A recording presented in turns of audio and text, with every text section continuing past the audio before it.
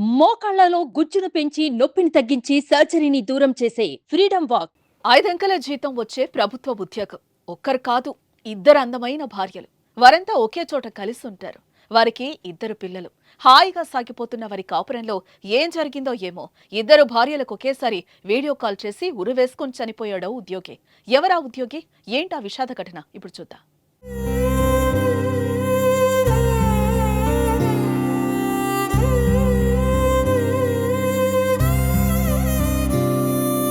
ఆంధ్రప్రదేశ్ రాష్ట్రం ఏలూరు కలెక్టరేట్లో ఎడ్ల వికాస్ అనే వ్యక్తి పోలవరం భూసేకరణ విభాగంలో సీనియర్ అసిస్టెంట్ గా విధులు నిర్వర్తిస్తున్నాడు.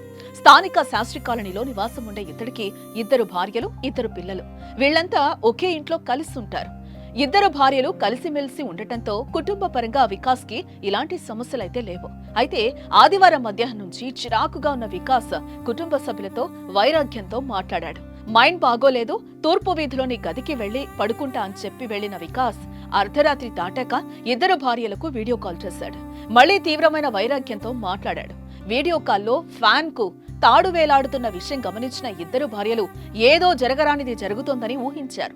పరుగు పరుగున ఇంటి నుంచి వికాస్ పర్సనల్ రూమ్ కి పరుగులు పెట్టారు. కానీ అప్పటికే ఫ్యాన్ కు వేలాడుతూ కనిపించాడు. వికాస్ లబోదిబోమంటూ స్థానికుల సాయంతో వికాస్ ఆసుపత్రికి తరలించారు. కానీ అప్పటికే ప్రాణాలు వదిలాడు వికాస్. పని ఒత్తిడే వికాస్ ప్రాణం తీసిందనుకుంటున్నారు స్థానికులు. ఒత్తిడిని జయించలేక క్షణికావేశంలో ప్రాణాలు తీసుకుని ఆ నలుగురిని తీరని విషాదంలోకి నెట్టాడు. ఏదేమైనా పని ఒత్తిడి ఓ నిండు ప్రాణాన్ని బలి తీసుకుంది. ఓ కుటుంబాన్ని చిన్నాభిన్నం చేసింది.